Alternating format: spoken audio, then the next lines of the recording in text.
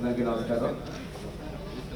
భారతదేశానికి ఉప ప్రధానిగా కార్మిక శాఖ మంత్రిగా కానీ దేశ ఉప ప్రధానిగా కానీ తనకి నమ్మినటువంటి వర్గాల కోసం అణగారిన వర్గాల అభివృద్ధికి మహోన్నత సేవలు చేశారు.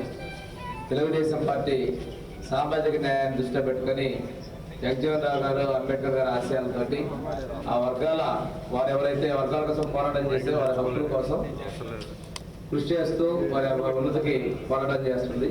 ఈ సందర్భంగా మహనీయునికి తెలుగుదేశం పార్టీ తరఫున నివాళులు అర్పిస్తున్నాం. వర్ధంతిని పురస్కరించుకొని తెలుగుదేశం పార్టీ కార్యాలయంలో వారికి నివాళులు అర్పించడం జరుగుతూ ఉంది.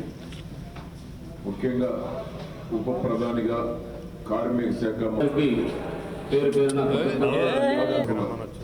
భారతదేశ చరిత్రలో ఒక ఆణిముత్యం డాక్టర్ బాబు జగజ్జీవన్ రావు గారు. అణగారిన వర్గాల కోసం నిరంతరం పోరాటం చేసినటువంటి మహనీయుడు, పేద బడుగు బలహీన వర్గాల యొక్క ఆశా జ్యోతి. అటువంటి బాబు జగజ్జీవన్ రావు గారి యొక్క వర్ధంతిని పురస్కరించుకొని నివాళులు అర్పించడం జరిగింది. అటువంటి మహనీయుని యొక్క ఆశయాలు, ఆలోచనలు, సిద్ధాంతాలని తెలుగుదేశం పార్టీ కూడా చంద్రబాబు, ఆనాడు ఎన్టీఆర్, ఈనాడు చంద్రబాబు గారు అణగారిన వర్గాల కోసం, అణగారిన వర్గాల అభ్యున్నతి కోసం, పేదరికం లేనటువంటి సమాజం కోసం, సంక్షేమం, అభివృద్ధి రెండు కళ్ళుగా తెలుగుదేశం పార్టీ ముందుకు వెళుతూ డాక్టర్ బాబు జగజ్జీవన్ రావు గారి యొక్క ఆలోచన విధానాలను కూడా తెలుగుదేశం పార్టీ ముందుకు తీసుకువెళ్తుందని తెలియజేస్తూ వారికి మరొకసారి నివాళులు అర్పిస్తున్నాం. ఈ ఘనమైన నివాళి అర్పించాల్సిన అవసరం భారతదేశ ప్రజలకు ఉంది. ఎందుకంటే మన జాతి పెద్ద బాపూజీ అని చెప్పి చాలా గౌరవంగా ఉంచుకుంటాం. ఆ తర్వాత నాయకుల్లో దళిత నాయకత్వం, దళితులకి డాక్టర్ బాబాసాహెబ్ అంబేద్కర్ తర్వాత ఆశాజ్యోతి ఎవరయ్యా అంటే బాబు జగజ్జీవన్ రావు. అందుకని యావత్ భారతదేశంలో కూడా బాపూజీ తర్వాత బాబూజీ అని పిలుచుకున్నటువంటి ఏకైక నాయకుడు బాబు జగజ్జీవన్ రావు. అంతేకాకుండా ఆయన చేసిన పదవులు, ఏ పదవి చేసినా సరే, రైల్వే శాఖ చేసినా, కార్మిక శాఖ చేసినా, డిఫెన్స్ చేసినా, పదవులకి వన్నె తెచ్చినటువంటి వ్యక్తి. పదవుల వల్ల ఆయనకి వన్నె రావటం కాదు, పదవులకి వన్నె తెచ్చినటువంటి వ్యక్తి.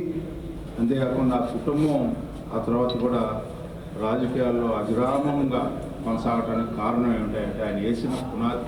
ఈ సమాజానికి ఎవరైతే అనాదిగా అనగదొక్కబడినటువంటి దళితులని ఎవరినైతే గౌరవం తీసుకొచ్చేలా సమాజంలో మేము కూడా భాగస్వామ్యం అని చెప్పగలిగినటువంటి అంబేద్కర్ తర్వాత ఏకైక నాయకుడు బాబు జగజ్జీవన్ రావు.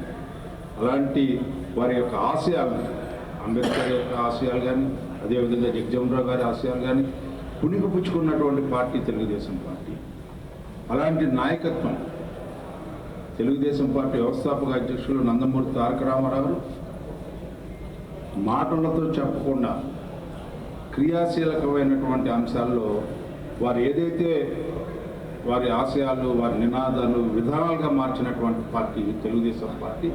అదే క్రమంలో ఈనాడు చంద్రబాబు నాయుడు గారు కూడా నడుస్తున్నటువంటి సందర్భాన్ని మనం గమనించి ఇది ఒక గొప్ప నివాళి. ఎందుకంటే తెలుగుదేశం పార్టీ ఆలోచన, ఆశయం అదే అని చెప్పి మరొకసారి మనం చేస్తాం. జగజ్జీవన్ రావు యొక్క ప్రజల సందర్భంగా జరుగుతున్న ఈ కార్యక్రమంలో పాల్గొన్న పెద్దలందరూ కూడా హృదయపూర్వకంగా అభినందనలు తెలియపరుచుకుంటూ, ఏదైతే రాజకీయాల్లో అనేక సామాజిక వర్గాలు వచ్చినప్పుడు కూడా ఆ సామాజిక వర్గాలని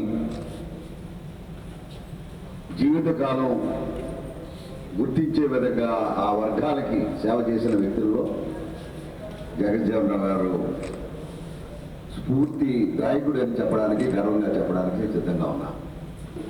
ఈరోజు ఆయన యొక్క ఏ రైల్వే స్టేషన్కి వెళ్ళినా సరే అక్కడ ఎస్టీ, ఎస్సీ సంబంధించిన ఒక విభాగాన్ని ఆ స్టేషన్లో అంబేద్కర్ కాకుండా జగజ్జీవన్ రావు ఫోటోలు పెట్టుకోవడానికి బ్యాక్లాగ్ ఎస్సీ పోస్టులు వేయడంలో దిట్టగా మిగిలి ఆ యొక్క సామాజిక వర్గాల యొక్క అభ్యున్నతి కృషి చేసిన మహోన్నత వ్యక్తిగా మనం అభినందించాలి. ఒక పేద వర్గాలకి సంబంధించిన ఒక నాయకులు రాజకీయాలకు వచ్చినప్పుడు ఆ సామాజిక వర్గాల యొక్క రాజకీయ పార్టీలు తెలుగుదేశం పార్టీ ఉంటుంది, లేదా బీజేపీ ఉంటుంది, కాంగ్రెస్ పార్టీ ఉంటుంది, అనేక రాజకీయ పార్టీలు ఉండొచ్చు. ఎక్కడున్నా కూడా ఆ సామాజిక వర్గాలకి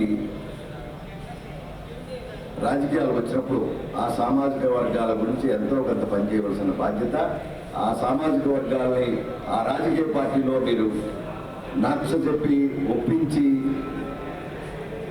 ఆ యొక్క సామాజిక వర్గాల అభ్యున్నతికి కృషి చేసిన వ్యక్తిగా మనం ఇవాళ అభినందిస్తున్నాం. ఆయన స్ఫూర్తిని తెలుగుదేశం పార్టీ అందిపుచ్చుకున్నది. చంద్రబాబు నాయుడు గారు దాన్ని ప్రత్యేకంగా తెలుగుదేశం పార్టీలో ఈ సామాజిక వర్గం, ప్రత్యేకంగా ఎస్సీ సామాజిక వర్గంలో మాదిగల గురించి ప్రత్యేకమైన స్ఫూర్తిని తీసుకుని ఆ సామాజిక వర్గ స్ఫూర్తిని ప్రత్యేక రిజర్వేషన్ కూడా ఇదివరకు పెట్టడం జరిగింది. కోర్టు యొక్క స్టే వల్ల దాన్ని వర్గీకరణ అంశం పెండింగ్ ఉన్నమాట వాస్తవం. అయినప్పుడు కూడా ఈరోజు ఎవరైతే ఏ సామాజిక వర్గాల్లో మాదిగ సామాజిక వర్గాల నుంచి వచ్చిన వ్యక్తి ఇద్దరికి వ్యతిరేక భావం ఉన్నప్పుడు కూడా అవసరం అనుకుంటే నచ్చజెప్పి ఆ కార్యక్రమాలు కూడా చేయవలసిన బాధ్యతని భవిష్యత్తు రాజకీయాల్లో రాజకీయ పార్టీలకు ఉన్నది. ఆ విధంగా ఆలోచన చేయడానికి ఈ యొక్క స్ఫూర్తిని తీసుకోవాలని ఆలోచన చేస్తూ సెలవు తీసుకుంటాం.